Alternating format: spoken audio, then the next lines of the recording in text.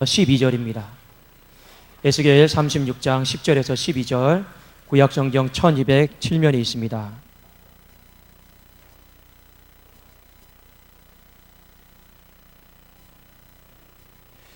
제가 봉독해 올리겠습니다. 내가 또 사람을 너희 위에 많게 하리니 이들은 이스라엘 온 족속이라. 그들을 성읍들에 거주하게 하며 빈 땅을 건축하게 하리라. 내가 너희 위에 사람과 짐승을 많게 하되 그들의 수가 많고 번성하게 할 것이라. 너희 전 지위대로 사람이 거주하게 하여 너희를 처음보다 낮게 대우하리니 내가 여호와인 줄을 너희가 알리라. 내가 사람을 너희 위에 다니게 하리니 그들은 내 백성 이스라엘이라. 그들은 너를 얻고 너는 그 기업이 되어 다시는 그들이 자식들을 잃어버리지 않게 하리라. 아멘. 자, 우리 좌우에 계십니다. 앞뒤로 한번 서로 인사하도록 하겠습니다. 사랑합니다. 축복합니다. 오늘은 우리가 하나님 앞에 새가족 환영 예배로 주님 앞에 올려지는 아주 뜻깊고 복된 날입니다. 오늘 설교 말씀의 제목은 우리 올해 받아 비전의 말씀입니다. 19년대 우리 교회의 비전이 회복과 번성함이 있으리라, 이 말씀인데, 오늘 한 번 더 이 비전을 우리 모든 성도님들과 그리고 새가족들이 다시 한번 확인을 하고 하나님 앞에서 우리가 또 남은 반년도 힘있게 나갈 수 있기를 주님의 이름으로 축원합니다. 여러분, 교회의 비전이 왜 중요하냐? 이유가 있습니다. 시편 말씀에 보면 이스라엘 백성들은 그 어떤 기도 제목보다도 가장 먼저 교회를 위해서 기도했습니다. 그래서 예루살렘의 평안을 위하여 기도하라. 왜 사람들이 가정보다 교회를 놓고 더 먼저 기도하게 되었을까요? 이유가 있습니다. 예루살렘 성은요, 지리적으로 아주 높은 산에 있습니다. 그런데 이스라엘 백성들은 어떻게 생각했냐면 그곳에 하나님이 계시고 그곳에 하나님이 복을 부어주신다고 생각했어요. 그러니까 지리적으로 보면 그 복이 위로부터 임해야지 그 아래에 살고 있는 이스라엘 백성들의 성읍과 가정 속에 복이 흘러 넘친다라고 이스라엘 백성들은 생각을 했습니다. 물론 오늘날은 교회와 건물이 어떤 높낮이가 있는 것은 아닙니다. 그러나 우리에게 중요한 영적인 의미는 있다라고 하는 것이죠. 어떤 의미입니까? 바로 교회의 비전이, 교회의 축복이, 교회를 향한 하나님의 뜻과 어떤 은총이 이것이 풍성해지게 되면 이것이 우리 성도들의 모든 삶과 가정에 그대로 흘러 넘치게 될 줄로 믿습니다. 그래서 우리는요, 교회가 잘 되기를, 교회가 세워지기를 간구하고 기도해야 되는 것입니다. 에스겔 36장 이 말씀에 보면 교회가 이렇게 세워지는데 하나님은 어떻게 세우시는가? 자, 첫 번째 우리 10절 말씀을 같이 한번 보겠습니다. 자, 10절 한번 다시 한번 보겠습니다. 시작. 내가 또 사람을 너희 위에 많게 하리니 이들은 이스라엘 온 족속이라. 그들을 성읍들에 거주하게 하며 빈 땅에 건축하게 하리라. 하나님이 회복시키시고 번성하게 하는 가장 첫 번째 방법이 무엇이냐면 수가 많아지게 하는 겁니다. 여러분, 교회 안에 수가 많아지는 거, 어떤 수입니까? 하나님 앞에 예배드리는 사람이 많아지는 거, 그것이 그 교회의 부흥의 징조요, 회복의 징조고 번성함의 여러분 징표다라고 하는 것을 잊어버리시면 안 됩니다. 하나님이 우리 교회를 얼마나 사랑하십니까? 우리가 어려운 중에 시작했지만 하나님은 얼마 되지 않아서 우리 교회에 하나님을 찾는 그 말씀에 기갈한 심령들을 하나님은 많이 보내주신 줄로 믿습니다. 이 모든 수가 많아지는 것을 여러분 그냥 단순하게 보시면 안 돼요. 이것은 무엇이냐? 하나님이 회복시키시고 번성하게 하시는 가장 첫 번째 하나님의 일하심이다라고 하는 것을 오늘 말씀을 통해 우리에게 보여주셨습니다. 저는 올해 2019년도죠. 얼마만큼 이 수가 많아지기를 원하느냐? 올해 우리가 같이 기도하고 있는 것처럼 300명의 예배자가 세워지기를 기도하고 있습니다. 여러분, 이것은 결코 어려운 일이 아니에요. 하나님이 우리에게 그 물꼬를 트셨고 그리고 이 물꼬를 하나님은 완성시키실 줄로 믿습니다. 여러분, 이것을 위해서 같이 많이 기도해 주십시오. 교회가 회복이 되고 번성하게 되면 반드시 그것이 가정으로 흘러갈 것이기 때문에 그렇습니다.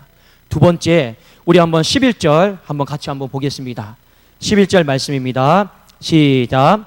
내가 너희 위에 사람과 짐승을 많게 하되 그들의 수가 많고 번성하게 할 것이라. 너희 전 지위대로 사람이 거주하게 하여 너희를 처음보다 낮게 대우하리니 내가 여호와인 줄을 너희가 알리라. 여러분 11절 말씀에 보면 하나님이 사람도 많아지게 한다 했어요. 근데 또 뭐도 많아지게 한다 했습니까? 짐승도 많아지게 한다 했습니다. 제가 이 말씀을 하나님 앞에 어떻게 받아들여야 될까 좀 생각을 했어요. 하나님, 독산동 이 지역에 보면 이 짐승이 여러분 많죠? 어떤 짐승이 많이 있습니까? 여러분 보시면 알겠지만 고양이도 많아요. 고양이도 무지하게 많더라고요. 근데 제가 나름대로 한번 생각을 해봤습니다. 여러분 오해는 하지 마십시오.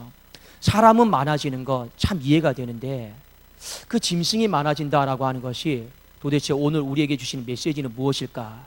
제가 생각을 하다가 여러분들이 이 독산동 지역을 불과 1년 전만 해도 건물이 이렇게 많지 않았습니다.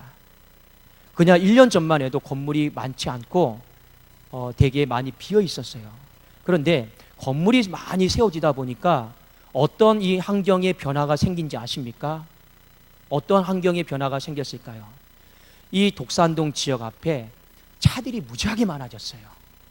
차들이 무지하게 많아지면서 어느 순간부터 주차할 공간이 그냥 없어졌습니다. 제가 오늘도 새벽에 그런 생각이 들었어요. 하나님, 사람도 많아지게 하신 것 감사.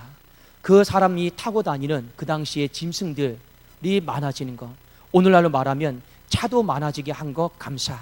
어떻게 해든지 저는 이런 마음이 듭니다.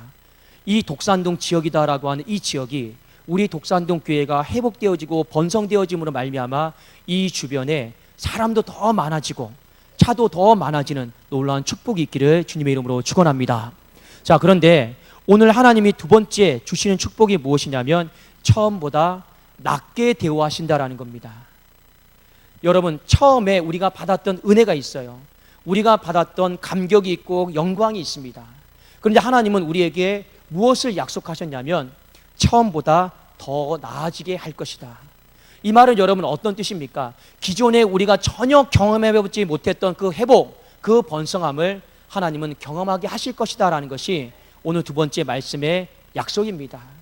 그래서 저는 이 말씀을 받아서 우리 성도님들과 같이 기도하는 거죠. 5년 안에 1000명의 예배자가 세워지기를 기도하고 있습니다. 어떻게 보면 이 1000명의 예배자라고 하는 것은 우리가 처음 기존에 경험해보지 못한 일인지도 모르겠습니다. 그러나 우리는 말씀을 붙들고 나갈 수 있기를 주의 이름으로 축원합니다. 말씀이 뭐라 약속했습니까? 처음보다 더 내가 낮게 대우할 것이다. 그러면 최소한 우리는 어떤 마음을 가져야 될까요? 하나님이 우리를 행하신 수많은 시간들, 그 역사의 현장 우리는 다 봐왔습니다. 근데 우리는 하나님이 이렇게 말씀하셨죠. 처음보다 낮게 대우할 것이다. 그러면 최소한 그것은 하나님이 뛰어넘게 하시지 않을까요? 하나님이 얼마만큼 뛰어넘게 하실까요? 저는 하나님이 주신 마음이 있습니다. 5년 안에 하나님이 이 전이 정말로 차고 넘치도록, 하나님이 있을 곳이 없도록 하나님의 1000명의 예배자를 우리 교회 가운데 보내주실 줄로 믿습니다. 이 약속의 말씀이 처음보다 낮게 하실 것이다 라고 하는 두 번째 약속이었습니다. 마지막 세 번째 약속인데 우리 한번 12절을 같이 한번 보시겠습니다. 우리 12절입니다. 함께 읽겠습니다. 시작. 내가 사람을 너희 위에 다니게 하리니 그들은 내 백성 이스라엘이라. 그들은 너를 얻고 너는 그 기업이 되어 다시는 그들이 자식들을 잃어버리지 않게 하리라. 마지막으로 하나님 주신 약속이 있습니다. 그 약속은 무엇입니까? 더 이상 잃어버리는 아픔을 하나님이 허락하지 않겠다라는 거예요. 여러분, 이것이 얼마나 우리에게는 큰 위로고 큰 소망입니까? 우리가 아무리 많은 것을 모은들 잃어버리잖아요. 그러면 다 빠지게 되어 있습니다.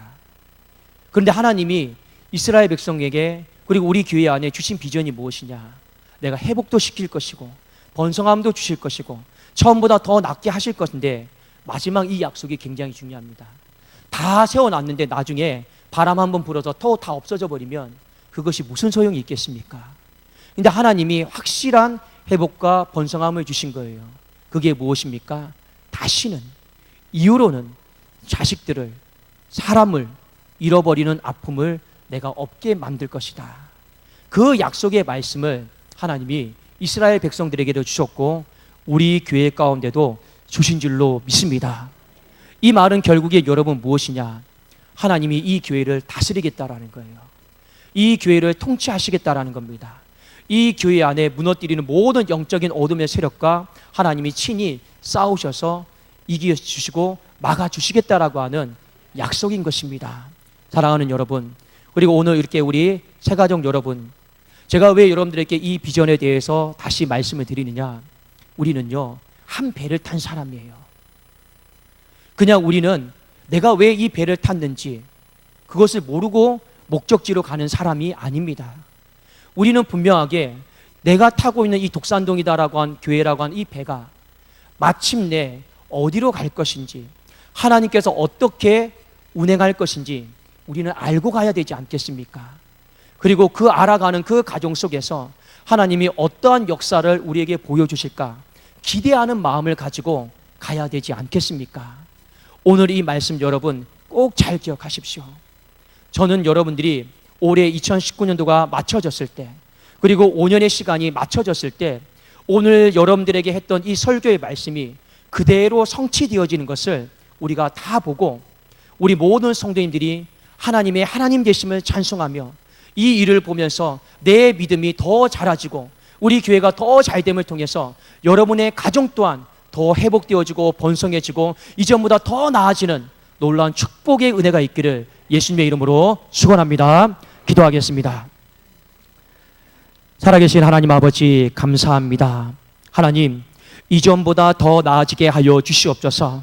하나님 앞에 예배드리는 사람이 더 많아지게 하여 주시옵소서. 이후에 더 번성케 되어지는 은혜가 있게 하여 주시옵소서. 더 이상 우리의 가정과 교회 안에 잃어버리는 슬픔들이 없게 하여 주시옵소서. 예수님의 이름으로 기도드리옵나이다. 아멘.